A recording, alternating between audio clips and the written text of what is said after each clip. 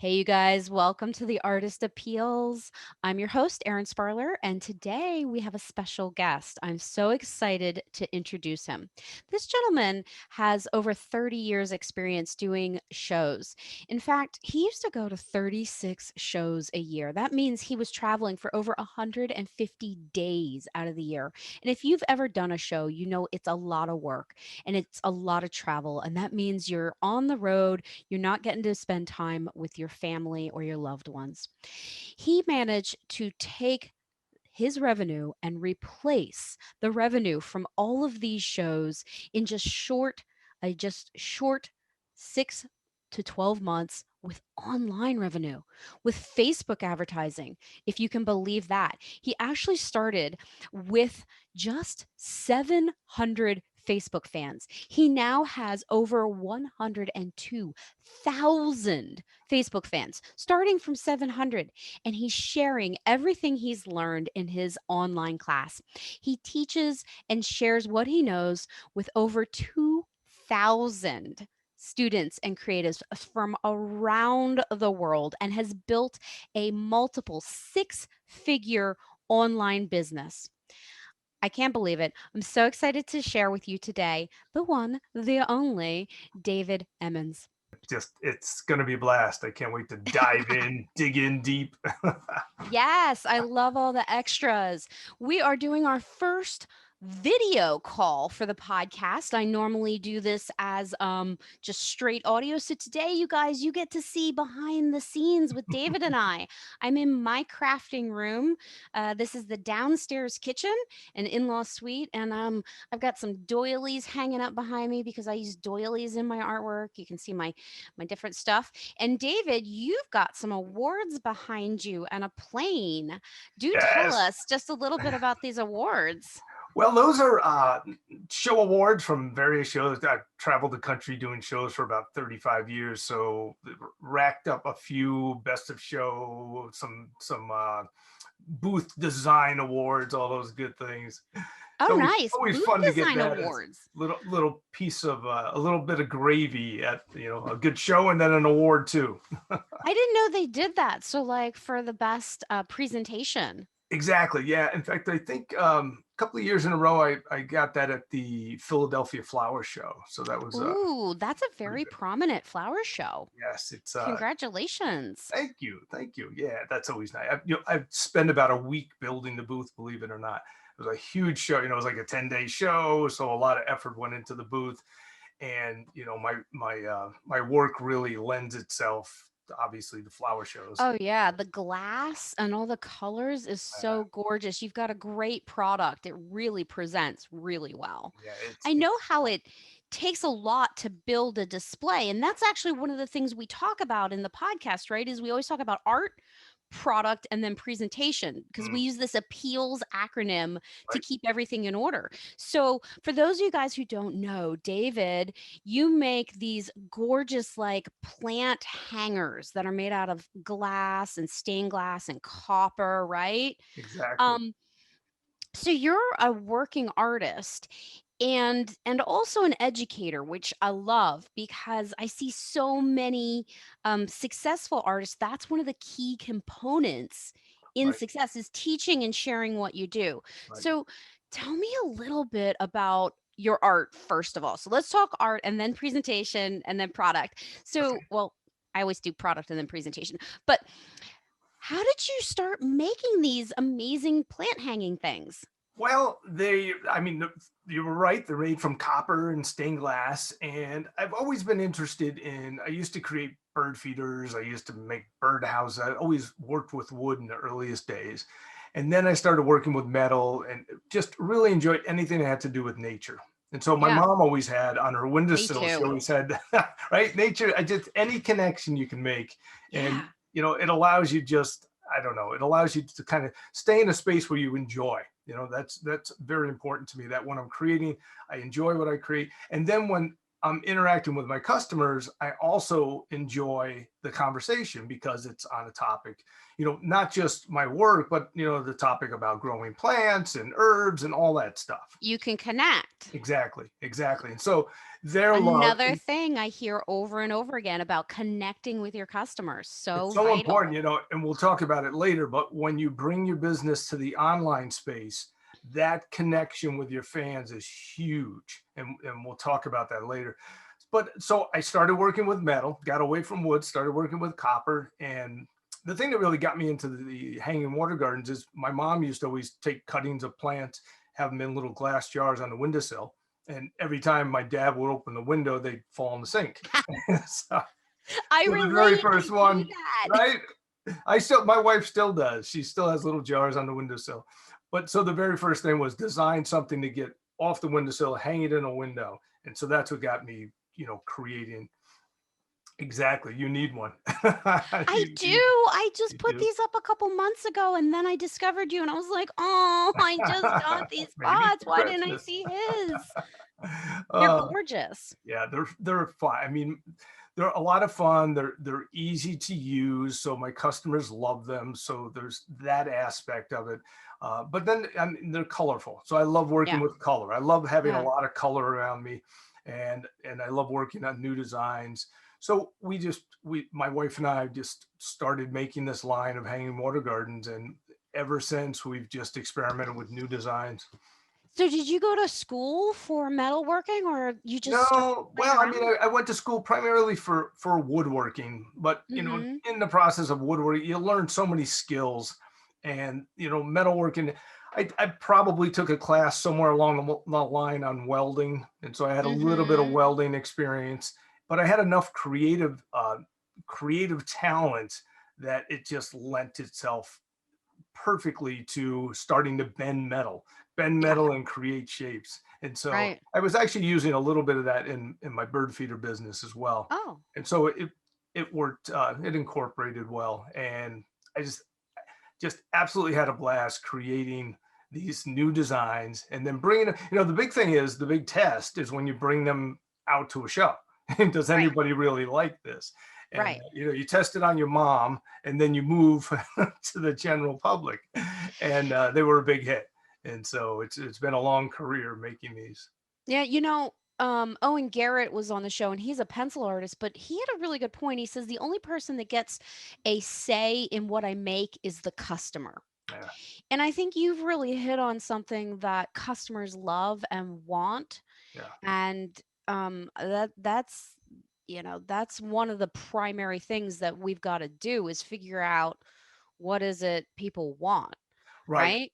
I mean, that's a big part. It's a huge part of the show business, because when you go to a show, you're limited in scope of who's going to be at the show. You pick a show based on how good you think the show is going to be, but the people who come to the event, they come for a variety of things, and so you're always trying to feel out.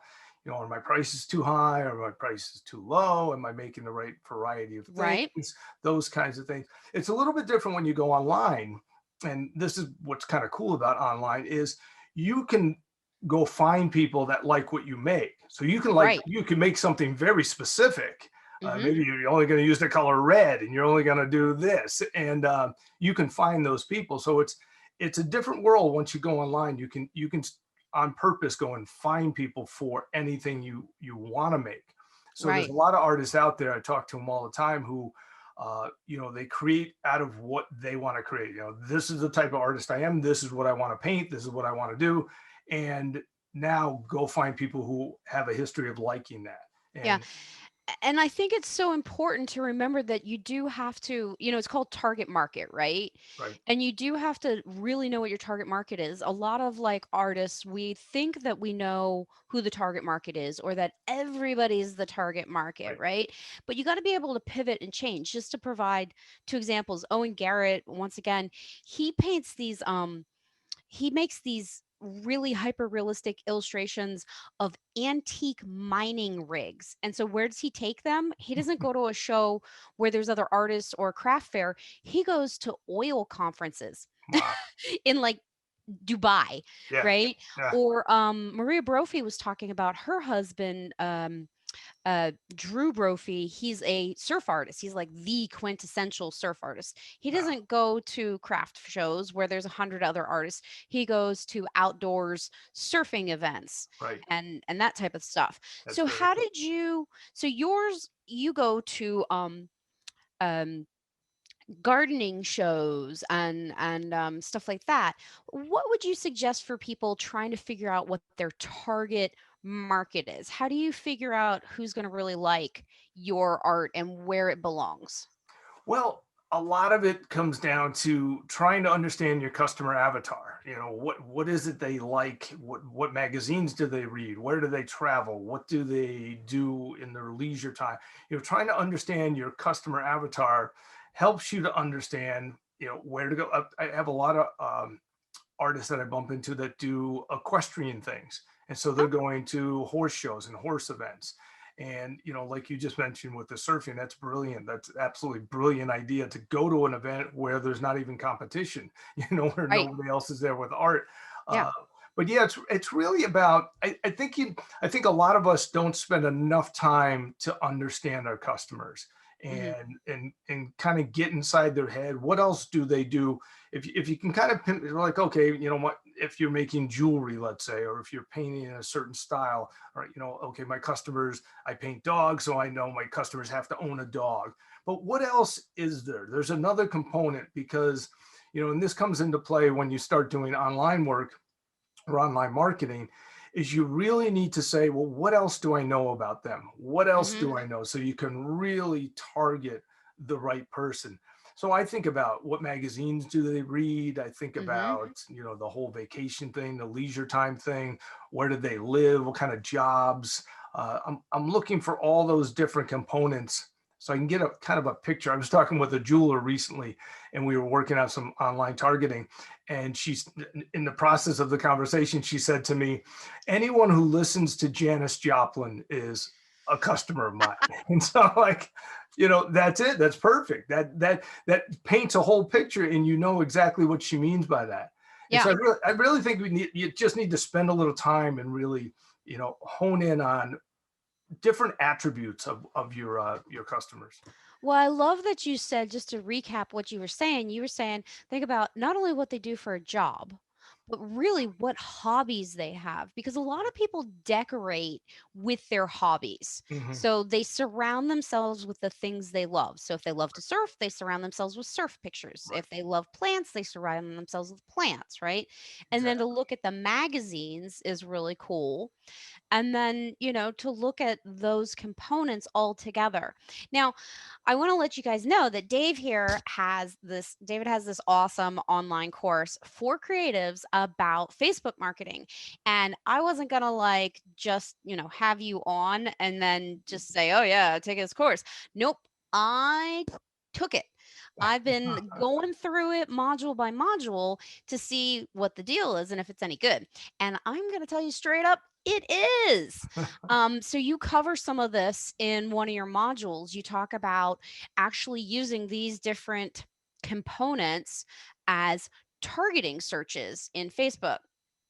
So I think that's fantastic. Yeah. Yeah, it's so important to be able to, you know, I always say it like this: you have to put the right thing in front of the right people. And if you think about the show business, that's always what we've done over the years. Is we've always, you were talking about presentation earlier, we've Yeah. always try to find the best shows. So the best Hmm. shows, you know, we go from experience, we go from ratings, we scour the internet, we go by word of mouth. So we want to be in the Hmm. best show. And then if you're in a really good show, you want a good booth location, but then you also want Mm. to build an amazing booth and bring your amazing personality to the booth. And so what you're really doing is you're putting the right thing in front of the right people, and you're trying to maximize conversion. Yeah. So we just talked about art, what you make, and we talked a little bit about product and how you came to that product. And I think this is a great segue into presentation. Let's talk about that booth that you've won awards for and how let's talk about how you present stuff, because you've got the physical presentation, you've got the shipping presentation, and then you've got, conference presentations. Um, how did you come up with your booth design, first of all? Well, I believe it or not, I was sitting in a bar, sitting in a bar one time An at a artist show. walks into a bar. Exactly, boom, and I was looking at the columns. There were these two beautiful columns. I should have had a picture available to show you. I'd Oh, share I'd a love to see picture. it. Yeah, I've got some Well, you really can send cool. it later and we'll stick it down below. Oh, good, excellent, excellent. I'll send you a booth shot.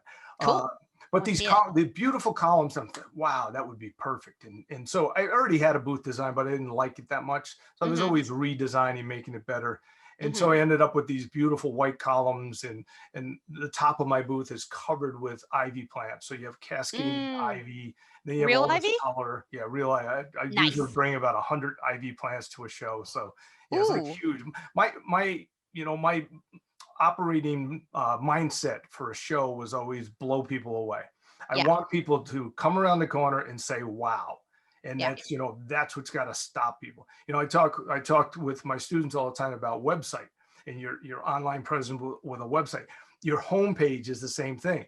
You want your homepage. What you need a homepage to do is keep people on the website. You need them to stick and not Yeah. bounce. There's a bounce rate. If you Google bounce rate on the internet, a bounce rate is people leave your website before it loads or they Mhm. don't spend 30 seconds.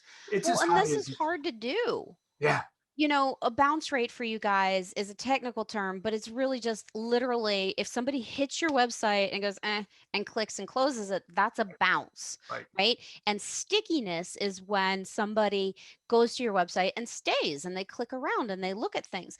But it's a lot easier to talk about than to actually do, both Yeah, in, literal physical booth design and in web design. I mean, it's a constant process. So I do want right. to say for everybody out there, even if you don't feel like yours is the best, still get it out there. Like Right. imperfect action is better than no action.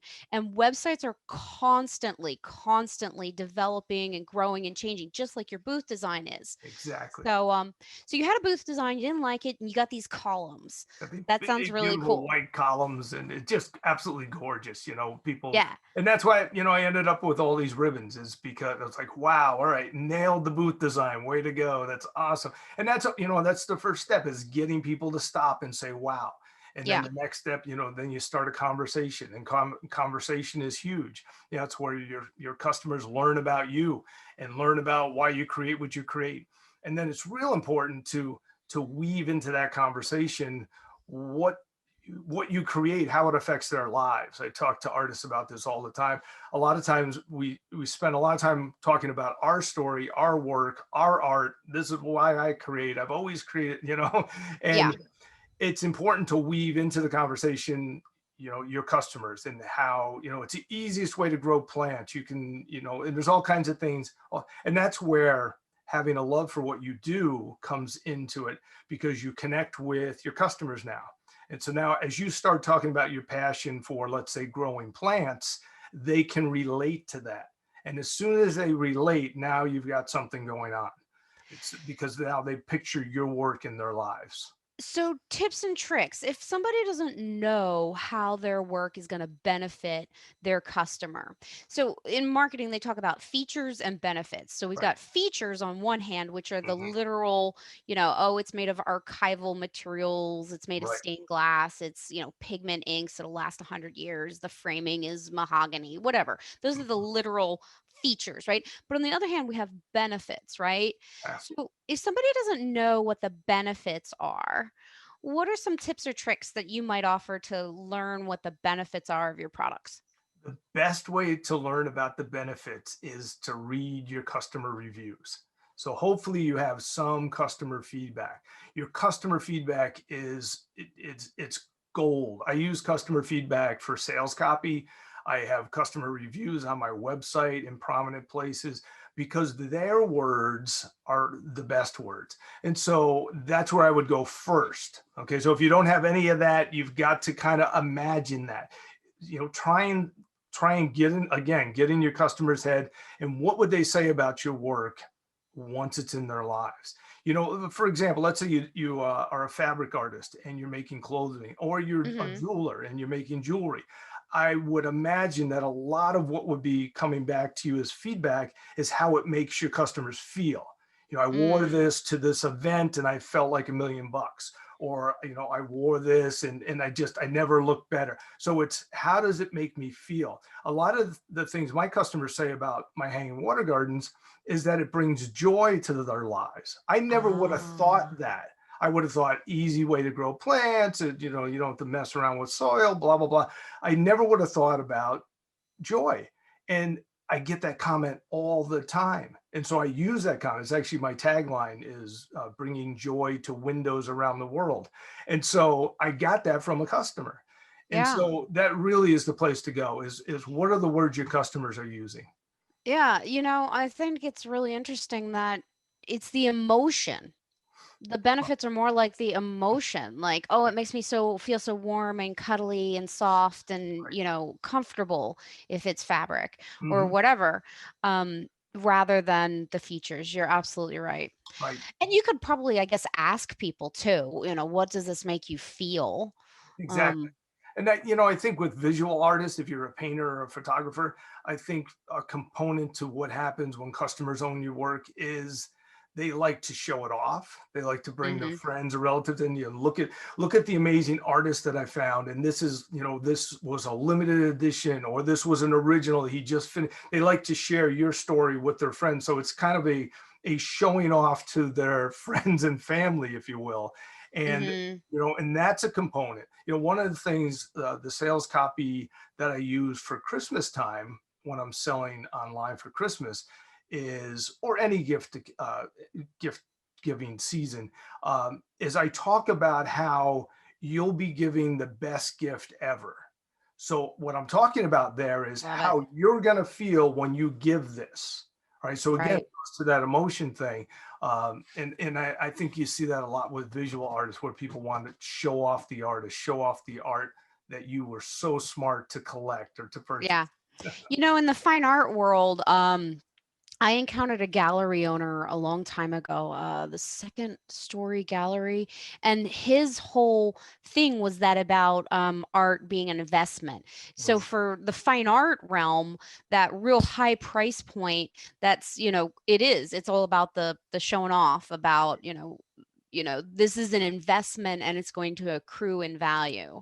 right. Um, but let's talk about product, and we're kind of deep in the middle of product and presentation. Mhm, And I think that, turning your artwork into a product is really important because, I do fine art, mhm, but not everybody's going to give fine art as a gift mhm, because the fine art is more about, like you said, like collecting it and more about talking about, oh, I met this artist and I connected with them right. and I liked them and I have this story to tell about them. Whereas if you turn your stuff into a product, it can be given as a gift and it's a little bit easier to let go of as an artist. Yeah, right. Exactly. Um, so, I always talk about how important it is to have products at different price points. Mhm. Do you wanna hit on that? Like, do you encourage people to think about their art as a product and what they can turn their stuff into and having different price points, low, medium, and high? Yeah, I think it's important, and we've never lived at a better time to have that available. I mean, there's so many websites out there now where you can have, if you're a visual artist, have your work on coffee mugs and mouse pads and tote bags. Yep. And I know some artists cringe at that idea, and others find it amazing. It's just an amazing opportunity to have those different price points. What it does is it expands your audience, expands your customer base. It allows you to sell. One of the things you have to always remember is, if you have sufficient cash flow coming in, then you're more free to do what you want to do. And so if you Yes. you know what I mean? And so if you want to, I've always wanted to be a sculptor. And so I just don't have the cash flow to do that. Well, you can, if you look at your art in a way that you're turning things into products, like you said. Uh, Yeah. and some of these products are actually really nice. So it's if you look far and wide. I have a couple of students that have their visual artists, and they have their paintings put on clothing, and Mhm. some really high end clothing, beautiful clothing, and and the work really lends itself to clothing. It's just amazing. And so now they have Right. entire clothing line, and they're not a fiber artist, They're Yeah. visual artists, but yet now they have this entire other source of revenue. And so Right. you really need to give it some thought. Don't dismiss it as, okay, I'm not painting so that somebody can have a coffee mug with my painting on it. You need to think, is there something that matches who I am and what I'm creating that would give me another stream of revenue and also some other price points? And Oh, then I all love it. you're opening up your customer base. Yeah. I love how you just said that the product should match what you do already. Right. Um, that is so on point. You want the products to support you, your art, your brand, and to fit with that feeling that you're trying Exactly. to create. Exactly. This is a mug by Kathy Wheeler, who was on the show, and she does these wonderful doodles. I don't know if you can So read cool. that or if it's backwards. It says, "The future depends on what you do today." But she has her mugs in over 100 different stores across the United States. That's Um, so cool. I know, right? Yeah. 100 different retail stores and boutiques, and it's mugs. So what you're talking about, David, is print on demand, POD, right?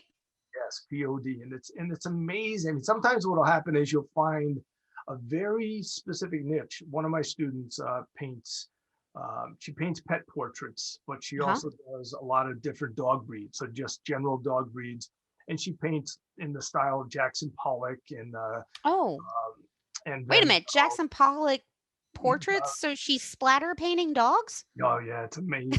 So check out her site. It's Kish, Kish, uh, Okay. Kish Originals. Really cool stuff. But anyway, one of the things she's selling a lot of is tote bags, some really high end tote bags with her dogs on them, and Okay. selling a lot of them in the UK. And so again, Okay. it's POD. And so she doesn't have to ship, she doesn't have to touch them. It's just her art. And so she's finding that there are certain things that are really connecting with customers. They just really love these bags with Right. these dogs. So again, it's don't shut this off.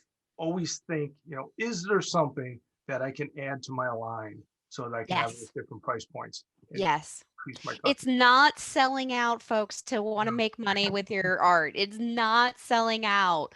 That is just you've gotta make money to pay the bills so you can make more art. It's work.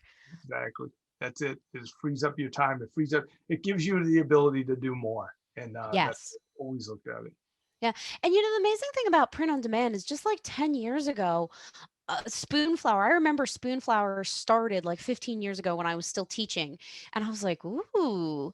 And now they're all over the place. I mean, you can literally find print on demands. I was just checking out Guten the other day, and they literally have hundreds of different products from shower curtains to coffee mugs to everything. And so Mhm. you don't have to do it all yourself and you don't have to have inventory or space to have inventory. It's incredible. Yeah, it really opens things up. One of the things some of my painting students are doing is they're on Amazon selling. They're in the book category. Okay, so Yeah, Amazon does a POD for books, right? they're doing journals. So the books are blank. Your art is on the cover. Some of your art is on a few interior pages. So you're Nice. basically in KDP, so the Kindle part or the publishing part of Amazon, and you're basically doing book sales. I have two daughters Mhm. who are authors who they write, but Oh, cool. the artists are using the journals as a new revenue source. So it's Yeah. really, really cool. KDP. That's actually the Kindle publishing, KD Kindle Direct Publishing is what it Okay. is. So the journals wouldn't be applicable for a Kindle. However, the KDP is the arm of Amazon that authors go to establish their account and then start publishing. Typically, an author is going to have a Kindle, then they're going to have paperback and hardback. But to see an artist be able to break into that, I mean, that's just a whole new stream of revenue, and Yeah. it's So, really, and really even cool. if you're a visual artist, you can do the blank journals, or if you're a cartoonist or an illustrator, you can publish that way too, Exactly. right? Yeah, yeah. Very cool. And again, you don't touch. It's something you upload and that's it. Yeah, You yeah. watch your account, you watch the money flow in. Oh, isn't that the dream, right? Isn't that what we all want is to be able to do what we love and have the money coming in so we can continue doing what we love without a whole lot of effort. And that actually brings us to E for educate or market. Because I think so we've got art, we've talked about product, we've talked about presentation, and then let's talk about educate and amplify. So I use the word educate, but really we're kind of talking about marketing, but trying to couch it in terms that are more approachable. Because marketing can be scary, Oh my it can gosh. be intimidating, but really, I think if you think about it as like you're more like educating, Right. you're sharing and you're educating, and you have taken this to the next level to help um, creatives. I mean, you keep talking about your students. How many students you got nowadays? Oh my gosh, I'm somewhere north of 2,000, so like Woo! 2,200, yeah, from all around the world. Nice. So cool. I mean, I'm working with artists from Spain, from New Zealand, from Australia, from Brazil. It's just almost every country. Uh, Why, David? really, Why? Why are you doing this? You well, obviously have a successful, thriving business. And I know you're mega busy because it's the week before Christmas. And we've been trying to get this together. And you had 3 feet of snow up there in Vermont. yes. Why? Why? Well, what happened to my business was about 6 years ago, I decided I'm not going to want to do shows forever. There's going to become a point in time when I'm really going to want to wind that down. And then also at that point in time, I was probably standing at a bad show. It was probably raining or something was going wrong. You're What so am I? weather dependent. What am I doing? Yeah, there's just so many variables. And so the thought was, what if I could replace the lousy shows and just keep the good shows? We all have a handful of shows we pretty much can count on. And so that got me to trying to figure out online marketing. Well, as I started figuring it out, and then all of a sudden I started really hitting some home runs, and it started working. It became very apparent that it was sustainable, repeatable. It was working in a big way. I started dropping shows like crazy, and within a year, I replaced all of my show sales. So I was already making more money online than I was at a year's worth of shows. So during that process, Phenomenal. it was amazing how quick it was able to happen. But as That's I was dropping brilliant. shows and seeing vendors that I would see, I'd seen them for years, they were all asking me the same question: where have you been? Is there something wrong? Are you dealing with a health issue? Why are you not at the shows? And I kept saying the same thing, which is my website sales are exploding. The next logical question is, well, what are you doing? And so I would start trying to explain to him, I'm using the Facebook platform and I'm doing this and that. And you just can't explain it in an hour over a cup of coffee. And so I decided, as I started helping a few artists kind of one-on-one, and I Mhm. realized I love teaching this. I just love it, because what happened for me was just, it's like a revelation. I realized that the internet is not as intimidating as it appears at far glance. When you get into it and you start realizing there are some very specific things you can do that will catapult your business online. And Mm. you can push a bunch of things off the table. And when I realized that, and I saw how easy it was to make it work, and I also saw how applicable my 30 years of experience selling on the road was to the online world. And it all made sense. And just all these ingredients, when you weave them together, it was just amazing. And it was so easy to explain it to an artist that has been doing what I've been doing. So it's like, Mm. you remember you stand in your booth and you're doing this. Well, when you do it like this online, this is what happens. It's just so easy. So I decided I was going to build out a course. So I took Brilliant. about a year putting together an Uh-huh. online course. It took a long time because I wanted to include everything. I kept asking myself the questions like, what else do you do? So if I do this, what supports me to do that? So if I'm, like, for example, if I'm getting email addresses, well, what do I do with them? What Right. am I using? An email client? What, how, and then why am I gathering this? So The course is amazing. It's built in a way that just takes you step by step. That's why I named it Step by Step. That is my only complaint about your course, David. You What's know what that? my complaint about is?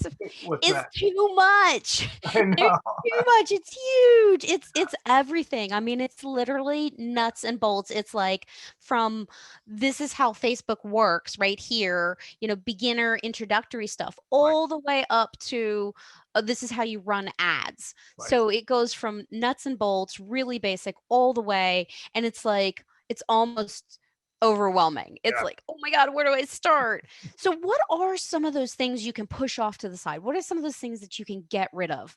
Well, one of the biggest things to realize when you come to the online world, what most people see is they're like, oh, I've got to win the search engine game. I have to spend time on SEO. I've got to get my website right. So when people go on the internet and they're looking for what I do, they're going to find me, right? Well, SEO, guys, is means search engine optimization, and that's where you look at words and you try and rewrite your pages and put these words in your images titles, in your website titles, in your meta description. I mean, there's companies that get paid thousands. I actually have a friend who has a multi-million-dollar company specifically doing SEO for big companies, and they have like a checklist of like, I don't know, it's like 70 pages long of things to do for SEO. yeah, So that's amazing. your high-end overview of SEO. So go on. So you Yeah, think you can so get rid of SEO? well, I Mhm. mean, SEO is not that important when you're marketing properly. And so if you think about it, you can Like be, it. you know, if you're not waiting for people to find you, and if you think about it, this is my hesitation to coming to the internet for years was no one's ever going to search for what I create. They're never going to search for that. They might search for plants, they might search for whatever, but I'm never going to rank on the first page of Google. Small businesses never had an advantage there. Right. However, from the show business, we always know this: if you load up your van and go to a show, nobody got up that morning to very few people got up that morning to go and find exactly what you create. They went to Mhm. the show in general because they knew there would be a lot of creative things there, and they bump into you and they get excited about what you create, and then they end up purchasing. Same thing on the internet. There are millions of people out there who will fall in love with what you create if they only have you show up in the world. Now, Mm. it was never available until social media. It was all about search until Right. social media. And then when social media came along, and Facebook specifically with the targeting tools, there's a couple of really key important things that are going on with the Facebook platform that make it the best platform to market on. But one is your ability to target your exact customers. So that's much like trying to find, when I go to a flower show, I go there for a reason. I know my people are going to be there. You're the surfer guy you talked about earlier, the surf art. He goes to a surf competition. That place is loaded with people who love Right. surfing, right? I mean, it's Right. perfect. Well, if you can go online and let's go back to the surf guy. Yeah. Drew Nobody went to that Brophy. surf competition. Like all the attendees of that competition went there to watch guys surf. I'm sure lots of them bought his art, but they Right. did not get up that morning thinking, wouldn't it be cool to have surf art on my wall? They didn't think that. Right. And so they Yeah. bumped into him. He showed up in their world. They fell in love with what he had because they were the right people.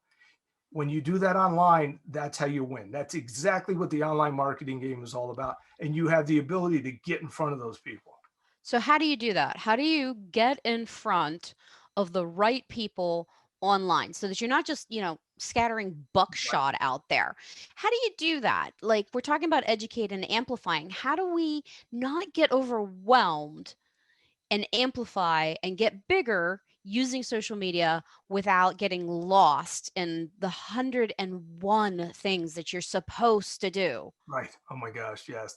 There's so many gurus out there and so many people out there just giving advice on all the things you need to do on your page.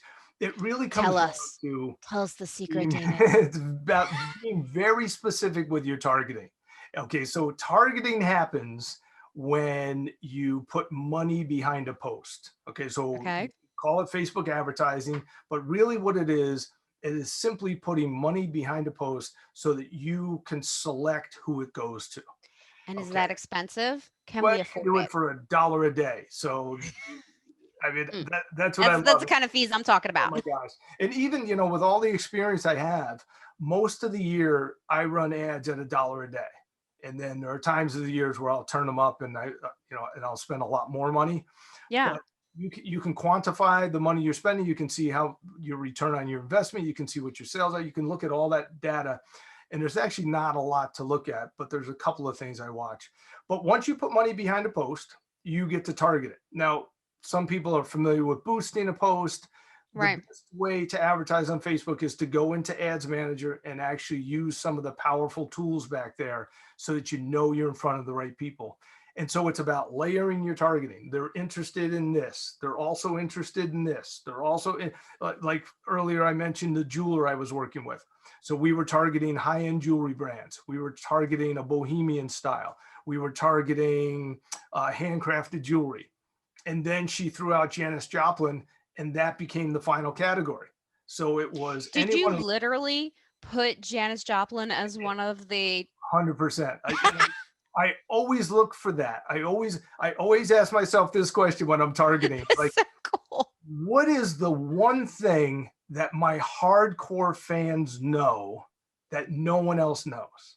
If they know this, they're absolutely a customer of mine. So for me, it's the Chelsea Flower Show. So in England, there's a real famous Okay. flower show in England called the Chelsea Flower Show. Now, Yeah. the people who know about it are people who are hardcore flower show people. And so Okay. I use that as a qualifier for a lot of my ads. And so Interesting. just if you think about who you're in, when you target the right way, you are in front of the perfect customer. If you Right. go back to your show experience, typically at the shows, I would sell 1 to 2% of the crowd. Over the years, that was my average. So 1 to 2% of the crowd. If there are 200,000 people there, I Yeah. would sell 1 to 2%. But what that really means is 98% of those people were not my customers. That's 98%. Now, when I market online, I'm actually marketing to the 2%. Right? Right. That's who I'm looking for. I'm looking, and I'm doing that through interest targeting. So that's kind of the first step. When you're on Facebook, the most important thing to do is put $1 a day ad out there and start getting in your customer's head and say, what magazines do they like? Where do they go on vacation? What are their hobbies? What musicians do they listen to? Get inside their head, and now you're in front of the right person. And then it goes back to presentation. What do you put in front of them? Yeah. Was that because Janice wore a lot of jewelry? Did she wear a lot of jewelry? I don't know. I think it's a combination of this jeweler she does kind of a bohemian style jewelry. And Right. I think she works with a lot of turquoise. And it just Oh, seemed to be, it was just the vibe. It was the right vibe. Another right. vibe might be country music.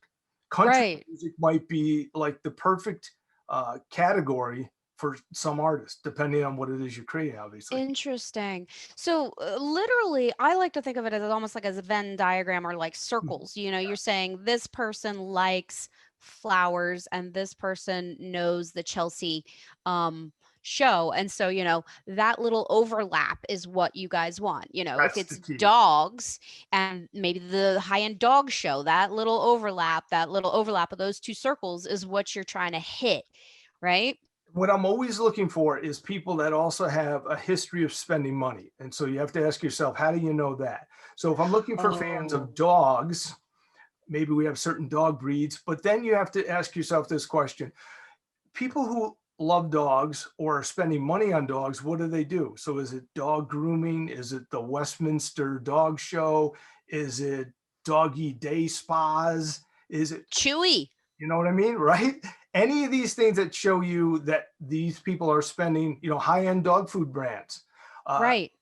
okay, so let's say I'm an artist. I paint commissions. I paint people's pets, and I paint in the style of Jackson Pollock. So I'm going to target Jackson Pollock. I'm going to target the right dog breed. Maybe it's greyhounds.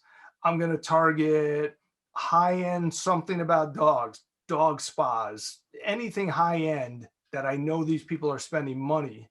Okay. And then I'm going to target, if I'm selling expensive art, I'm going to target the top auction houses in the world, like Christie's and Sotheby's and Bonham's, because I know if people are interested in that. So now I've got these really cool categories that probably Right. have an audience size of, it's probably 200,000 people in the US, which is a relatively small audience, but think about how specific that is. So that's Right. a very specific audience of, Jackson Pollock, Greyhounds, Christie's Art Auction House, It's a weird combo. oh my gosh. And that's the thing is, no matter what you make, you can find that combination. And when Yeah. you find that combination, now it's about what do you put in front of them. I think that is great advice. Did you ever see that movie? It was called like The Dog Show. And it Yes. was all about dog breeders and Yeah. I know their this. So, audience. I mean, that's the beauty of the internet is you can find your niche. Yeah. Niche. Okay. You can Niche. find it. I say niche, you say niche. Which one is it? I don't know. I say both. I've never known. I've never known. So you've got to really find those overlapping categories. I love that tip you give about spending money online and finding a category of people that are spending money online. I know in one of your things you talk about uh targeting people that are shopping online, Right. right? You want That's to know actually that a these category. people, Mhm. yeah. In fact, And it's so simple, but it's so brilliant. Yeah, you got to have somebody that shops online. My and if you grandma look doesn't shop for online. exactly, and you can take that broad category of online shoppers, or you can take a category of, let's say people who are buying high-end things through the mail, like maybe it's Okay. Omaha steaks. So think about that.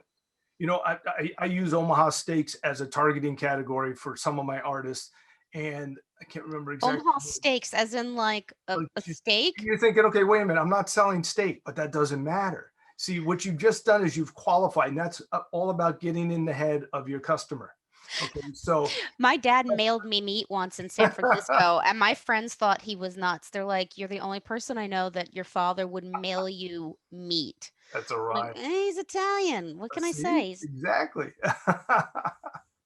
And so that's really what it's about is trying to figure out what is it, what are the other things that my customers do, and when right. you start nailing that, you'll end up in front of the right people. And that's a mistake people make with Facebook and Instagram is they typically grow their pages or try and grow their pages just 100% organically, and you can do that, but you can't really target. And Right. so you're finding people that like what you do. And then if you bring us back to the shows and think about how many people walk by your booth and they say, oh, I really like what you do, but can I have a business card? And they don't spend any money with you. And Yeah. so what you really want to get in front of are those 2%, those people that are going to spend money with you. And that's the way to do that is with targeting. So when you start Mhm. growing a fan base, you really want to grow a fan base of customers. These are Mhm. people that are going to buy from you, and they're also going to share the word. So they're going to spread. And that's the beautiful thing about the internet is word of mouth is kind of on steroids on the internet because you can click a button and it goes to 5,000 people or 500 people. Right. In the real world, you tell as many people as, I love this restaurant or I love this artist. But when you click a button, and if you're sharing the right thing, what I teach my students to do is to be strategic with everything they do online. Mhm. And so everything you do on your Facebook page, if you know people are going to share, well, give them something good to share so that when it's Mhm. shared, it explains itself to Mhm. a potential new customer. All right. So what I teach my artists to do is create what I call an artist video that kind Mhm. of, summarizes who you are, what you do, and why it's meaningful to your customers. So if you have Okay. those three components, who you are, your love for what you do, and Mhm. then how it affects people's lives. And the best way, Yeah. if you can put those three together, and then if the front end of your video is kind of hooky, and what I mean by hooky is it's got something that grabs their attention. I'll give you a perfect example is one of my video ads is I'm standing in my shop and I'm actually underneath a spider plant. And if you're familiar with spider plants, they have all these babies that hang down. I have a lot of them. And so They're I'm actually, irritating. yes, exactly. So, well, my Stop. customers, they, Stop throwing off babies. I don't need more of you.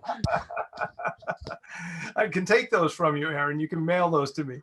I will. I'm going to take you up on that. So in the front end of this video, I'm underneath the plant and I walk out from underneath the plant. And so the only reason I do that is I know it'll stop people. So the front end of your video is kind of hooky. I like that. anything. It could be a time lapse of you painting. It could be a real close up of something that we can't really understand what it is, and then you pan out. So Okay. something in the front end, and then when you put that video on your Facebook page, and you ask your fans to share, don't be afraid to ask them to share, and they share it with their friends. Well, now the word of mouth. If you think about this in the real world, you say, "Hey, Erin's an amazing artist. You should really go check out her stuff." Oh, thank you. Online, they share your video. Your video shows up on the page of their friends. Hmm. Click the play button, and now Erin is talking about who she is and why she creates and what her fans say. So now they're hearing it firsthand from you. So word of mouth online is on steroids. It's Folks, I haven't done this yet, but I need to. yeah, yeah, it's amazing. Great, great tip, David. You're talking about automating and how to get bigger online. And really, one thing I've discovered over and over and over again in all of these interviews is that the networking, Mm, that just talking to people and saying, "Hey, if I like what you do, share it," right. is really time and time again one of the key components to being successful with your art. And you're sharing some amazing tips on how to do that online. I love this idea of a hook. I love this idea of a short little video. Do you have tips and tricks on people how they can put this together in your course? Or like, because I know a lot of people are really intimidated by video editing. Yes. Well, there's so many ways to do video. So I have a whole module on video because you can do slideshows, you can take still images, you can do the biggest thing that actually wins online is organic video. So try not to be intimidated. I tell people to do, in fact, this year, some of my best ads were organic videos I shot in my shop that I wasn't even happy with.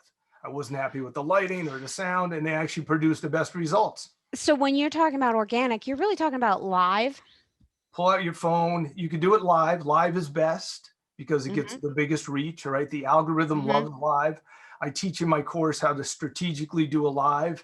So if you think about it, it's my I've gone course. through that twice, actually. That's so cool because live is, I mean, it gets the biggest reach. The algorithm loves it. All right. So that's just a fact.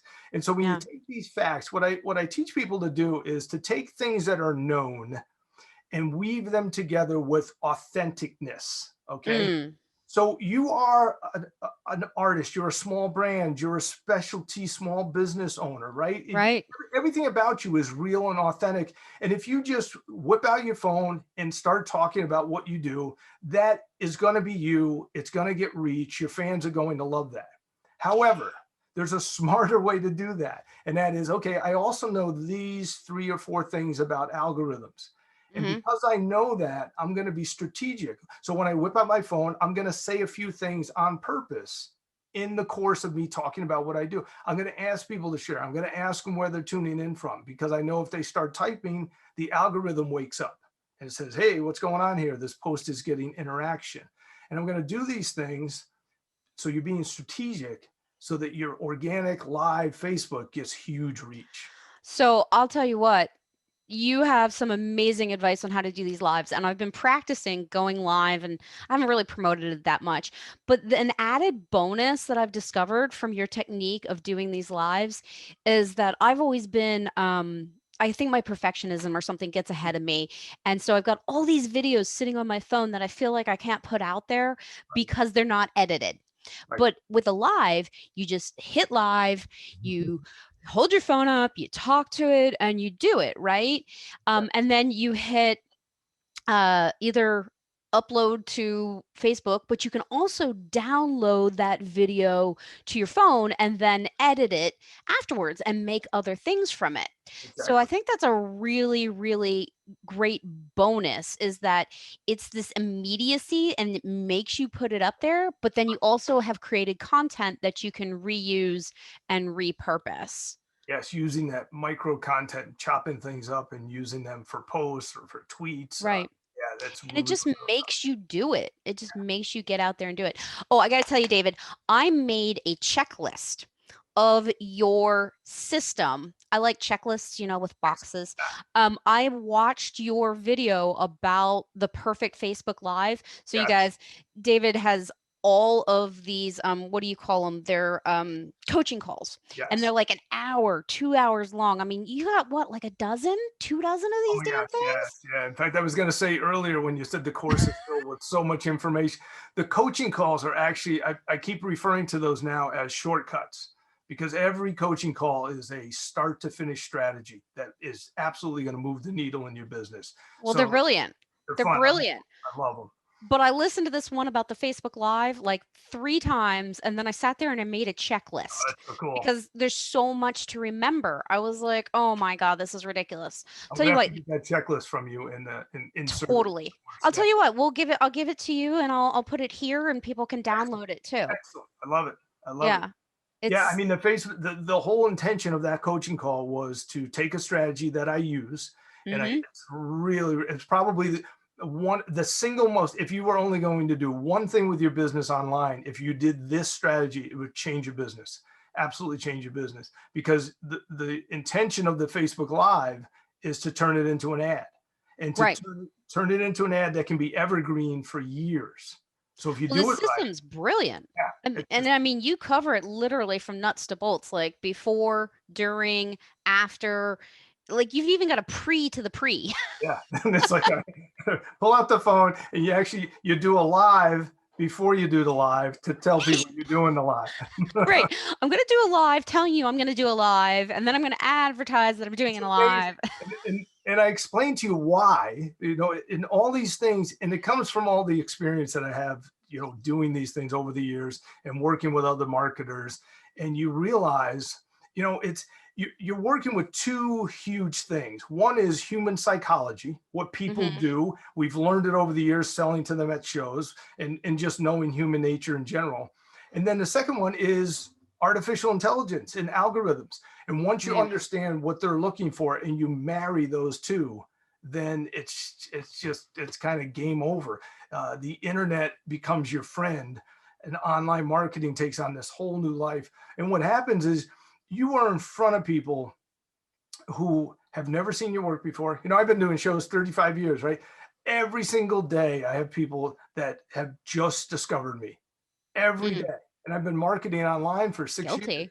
Yeah, it's just amazing. Absolutely amazing. And a lot of artists think, oh, I've been to so many shows, everybody knows my work, or this niche is saturated. There's too many jewelers out there, or there's too many this, too many that.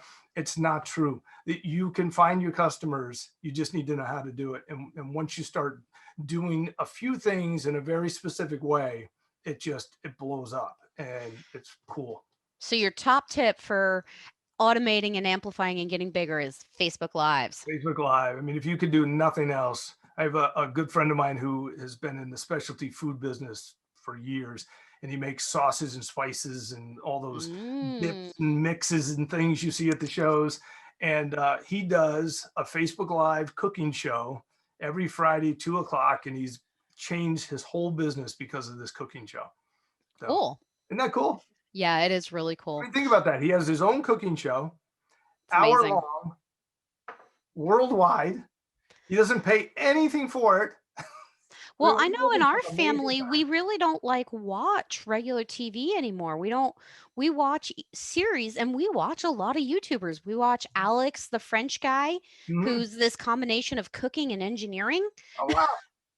Oh, he's hilarious. That's all right. He's part That's a good science, part engineering, and part cooking, and part French food history. That's all right. Fantastic. That's so cool. Or, anyways, so we've covered art, we've covered product, we've covered presentation, we've talked about educating your audience, which you are doing so brilliantly. I want to thank you for it. Thank you. Amplifying through automation. And now we got the last two, licensing and contracts. Now, do you license at all? I don't, but I do have artists that license, Hmm. and actually I dabble in a little bit of licensing when it comes to my daughter's books. So Okay. finding those third parties that want to hook up with you and run with something and then pay you a royalty is really cool. My one It daughter is. just signed a audiobook deal with Oh, a big company called congrats. Podium. Yeah, she's all excited. And but yeah, I mean that's the perfect way to do something that you'll never do. And Mhm. that's what I always look for is if you're never going to do it or you find it so hard to even start wrapping your head around this component of something that could happen with your art, is look for an opportunity to license. It's I find it interesting that you don't license and you don't wholesale either, do you? No, I used to years ago, but in Mhm. fact, when I started my my online adventure, it was I was trying to figure out what I was going to do, and I thought I was going to go back to wholesaling because Okay.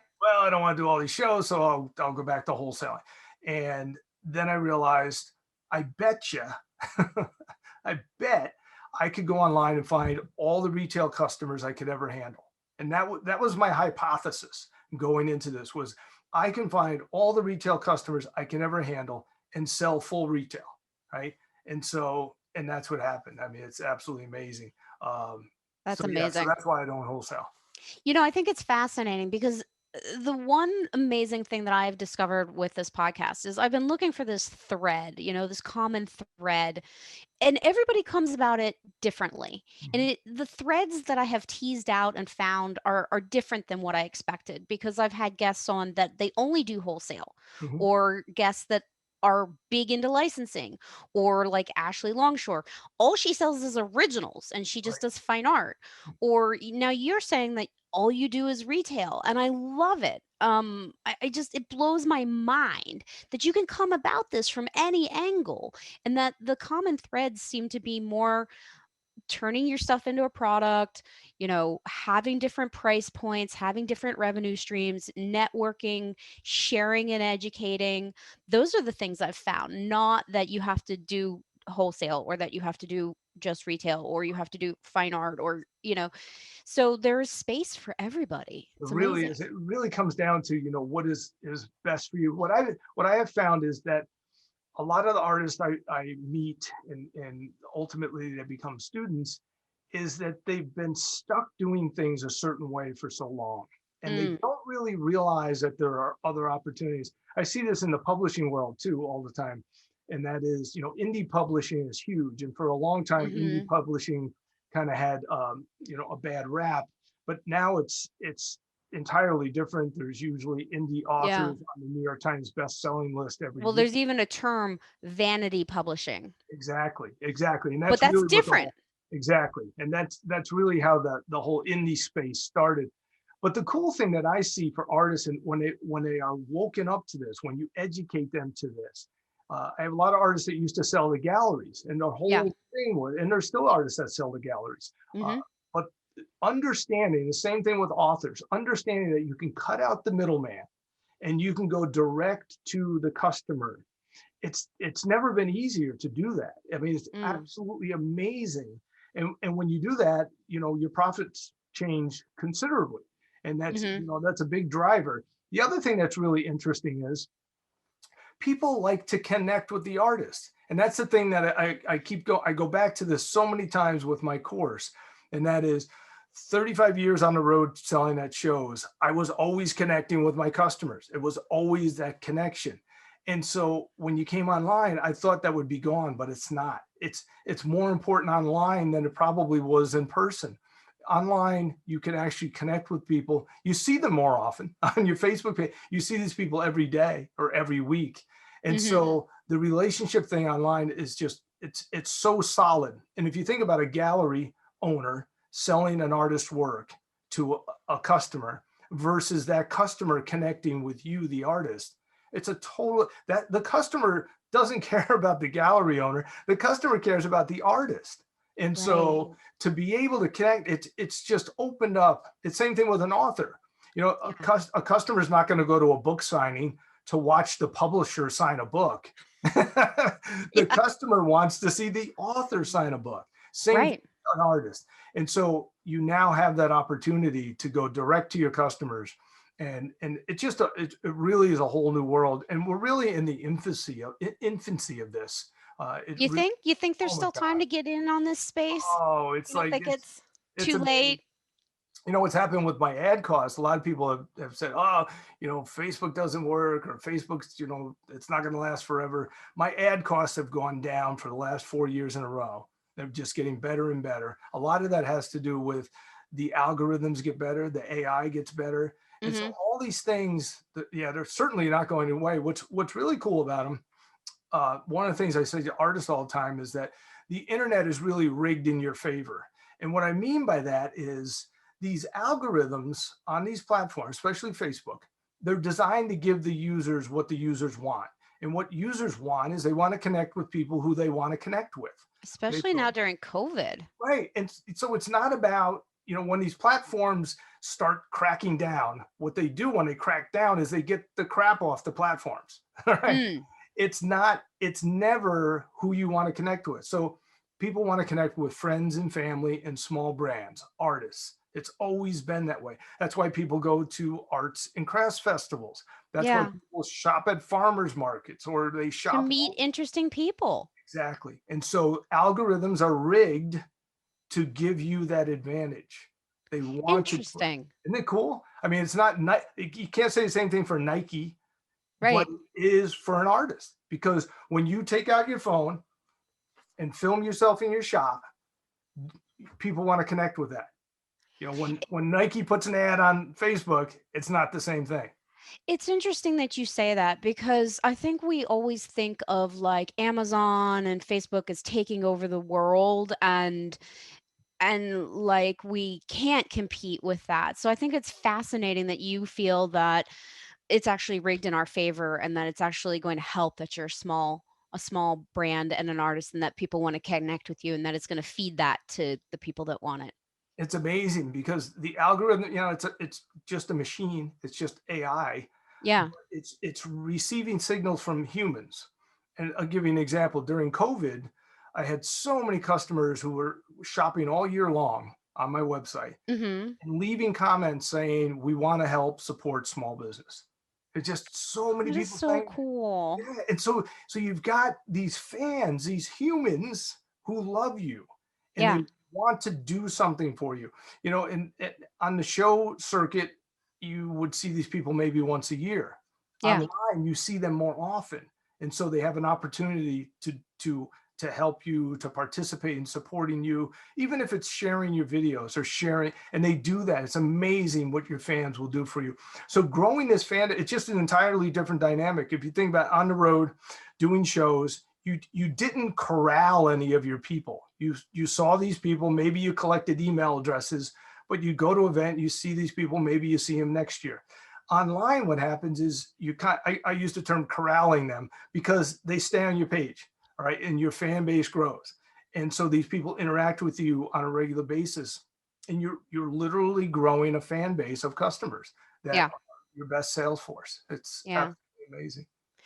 All right. And to success, the last letter of the appeal system: art, product, presentation, educating your audience, amplifying through automation, licensing and contract, and success.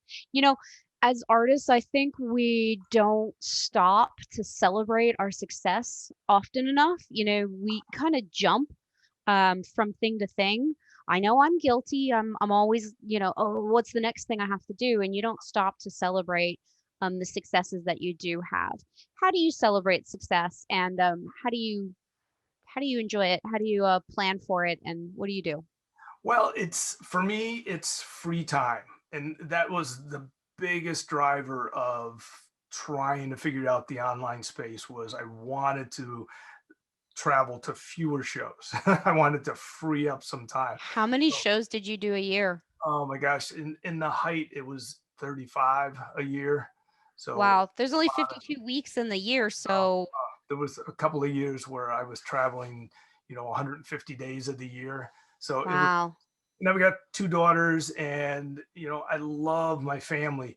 And so for me, I celebrate by spending time with them, working with them on projects that they're working on. That's why I talk about their books a lot, Yeah. because we market together, we make videos together, we do things together. How And old are your daughters? they're in their 20s now, so 23 and 25. And what's the title of your daughter's book? Oh Your my new book? gosh, yeah, the Her new book. books.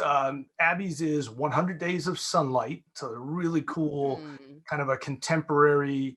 It's I think the tagline on the book is "When life knocks you down, um, something positive." So it's a motivational book. Motivational, and it's just really good. I think Cool. she has like 500 or 600 reviews on Amazon. She's selling a lot of books. Nice. I love marketing for her. It's a lot of, Cool. and then Katie writes sci-fi, and Oh, hers is girl after my own heart, and sci-fi and I thought fantasy you'd like fan, this. total Yes, geek. sci-fi fantasy. It's The Blood Race. It's called the series, Ooh. and her writing's been compared to C.S. Lewis. So Oh, that's quite the compliment. yeah, really cool. So I celebrate by hanging out with them and getting just all of these wonderful vibes, wonderful feedback. And so yeah, I agree with you. It's so important to celebrate. You know, when I was doing shows, you would celebrate if you had an amazing show. It was like, wow, that was such a good show. But then, by the time you drove home, and you started getting ready for the next show, or you sold so much and now you have to make so much more, and Yeah. then you load in up for the next show and maybe the next And show. they're physical. Yeah. Those shows are really physical. I used to hang exhibits at the I started a gallery at the school and I've done some shows myself and they're so physical. Like you're literally physically exhausted. Yes. Yes. I've talked to so many people. So, think about this. So many of my students are over the age of 65. Yeah. And they're coming to me saying, geez, David, you figured this out five years ago. I wish I was doing the same thing then. And then when the whole COVID thing hit, Yeah. shows, shut down. Yeah. It totally changed that whole show world. But the online space, it could not be a better place for artists and indie creatives. I mean, it's amazing. And all you have to do is be a little smart about what you're doing. It's not complicated. It's just about being smart, do a few things right, and stay consistent.